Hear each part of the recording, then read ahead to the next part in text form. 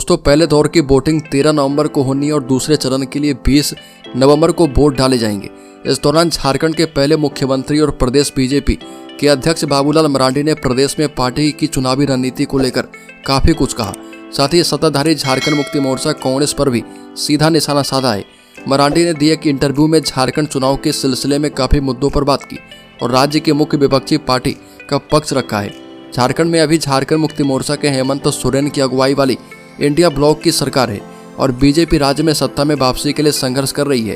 कांग्रेस और झारखंड मुक्ति मोर्चा जैसी पार्टियां के नेता लगातार बीजेपी पर विभाजनकारी राजनीति का आरोप लगा रहे।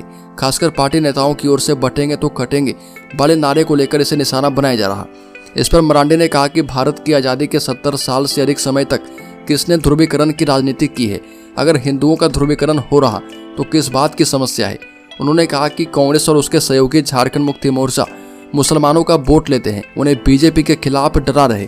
आप अभी भी ऐसा करते हैं और अगर बीजेपी हिंदू वोट को गोलबंद करने की कोशिश करती है तो आपको दिक्कत होता है। मरांडी ने कहा कि हमें देश को बचाना है। जब हम देश को एकजुट रखने की कोशिश करते हैं तो आपको इतनी तकलीफ क्यों होती है। भाजपा नेता का आरोप है कि लोकसभा चुनाव में कांग्रेस ने उसके खिलाफ संविधान और आरक्षण को लेकर दुष्प्रचार किया, जिसकी वजह से उसे दलित और आदिवासी वोटों का नुकसान हुआ। लेकिन अब पार्टी के नेता को लगता है कि झारखंड में वह स्थिति नहीं रह गई।